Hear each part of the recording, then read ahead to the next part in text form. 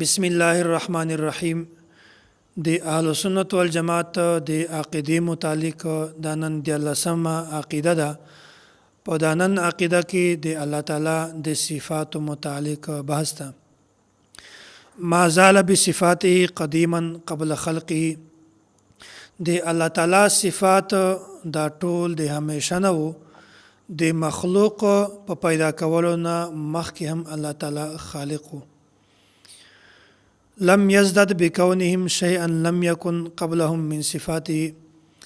کچیر دی الله تعالی یو صفت وو او بیا الله تعالی هغه شی نک پیدا، دا بیا هم د الله تعالی صفت ته، او د مخلوق په پیدا کولو نه بعد د الله تعالی په صفاتو کې زیاتوالی ناراضي. د مخلوق په پیدا کولو نه مخکې هم د الله تعالی صفت هغه ده، او د مخلوق په پیدا کولو نه بعد هم د الله تعالی صفات هغه ده. نه د الله تعالی په صفاتو کې کمی راځي او نه زیاتوالی راځي. وکما کان بصفاته ازلیا کذالک لا یزال علیها ابدیا.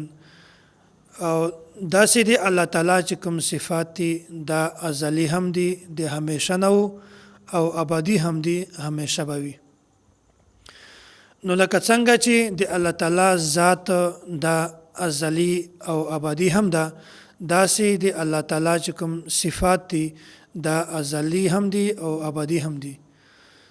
او داسې د الله تعالی ذات چې کومه ده د مخلوق په پیدا کولو نه مخته هم موجود وو، او داسې د مخلوق په پیدا کولو نه بعد هم موجود ده.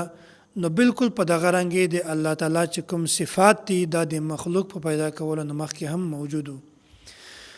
نو د الله تعالی صفات دا د یو کس په پیدا کولو نه بعد په دا کې نه کمی راځي او نه زیاتوالی راځي، بلکې په پیدا کولو نه مخکې هم د الله تعالی صفت هغه رنګ ده او پیدا کولو نه بعد هم هغه صفت هغه رنګ ده.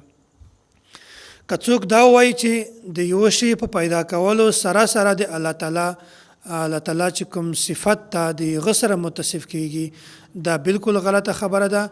بلکې د یو شی په پیدا کولو نه مخکې هم د الله تعالی صفت دا موجود ده، او د یو شی په پیدا کولو نه بعد د یو صفت صرف اظهار کیږي او متصف په یو شی پیدا کولو نه مخکې هم ده. عقیده نمبر 14: ليس منذ خلق الخلق استفاد اسم الخالق ولا بإحداثه البرية استفاد اسم الباري. داسې نه ده چې د مخلوق په پیدا کولو نه بعد د الله تعالی نوم خالق جوړ شو، او داسې هم نه ده چې مخلوق ته د وجود په ورکولو نه بعد د الله تعالی نوم دا باری جوړ شو. بلکې الله تعالی چې کله مخلوق نو پیدا کړی، الله تعالی بیا هم خالق و، او الله تعالی چې کله مخلوق ته یو شی ته وجود نه ورکړی، الله تعالی بیا هم باری و. نو دلته دوه خبرې دي، یو دا د صفت سره متصف کېدل، او بل دا د صفت اظهار کول. الله تعالی همیشه د یو صفت سره متصف ده، او د صفت اظهار کله کېږي چې کله الله تعالی یو شی پیدا کی. داسې د الله تعالی خالق چې کوم صفت ته دا د همیشه نه ده چې کله الله تعالی څوک پیدا کړی نه بیا هم الله تعالی خالق و. خو د صفت خلق اظهار هلته کېږي چې کله الله تعالی یو شی پیدا کی. نو یو دا د صفت سره متصف کېدل، او بل دا د صفت اظهار کېدل.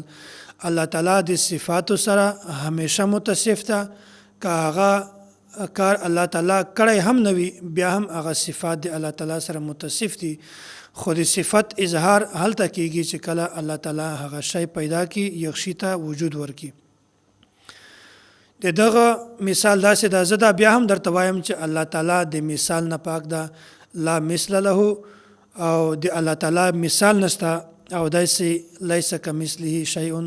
د الله تعالی بالکل د مثال نه پاک ته، د دو مثال بیانولو ضرورت نشته. خو بیا هم د سمجاو کولو لپاره د مثال بیانولو ضرورت ده. هغه دا که چیرته یو کس مونږ سره ناست وي، هغه خطیب وي، هغه ته د خطابت فن ورزي، تقریر کولی شي، زده وي، خدای خاموش ناست وي، که څوک پوښتنه وکړي چې دغه څوک ده، دا ته به وایي دا خطیب ده. خدای خطابت نه کوي، خو هغه د خطابت چې کوم صفت ده هغه په ده کې موجود ده، د یو سره دی متصف ده. او داسې یو قاری ده ښکلی قرات کوي، خو دی په دغه ټیم کې خاموش ناسته او څوک وایي چې دا څوک ده، ورته دا قاری ده. دا د قاری چې کوم صفت ته د قرات وال د سره متصف ده، خو د صفت قرات او د صفت خطابت ظهور هلته کېږي چې کله دغه قاری قرات شروع کی او دا خطیب خپله خطبه شروع کی.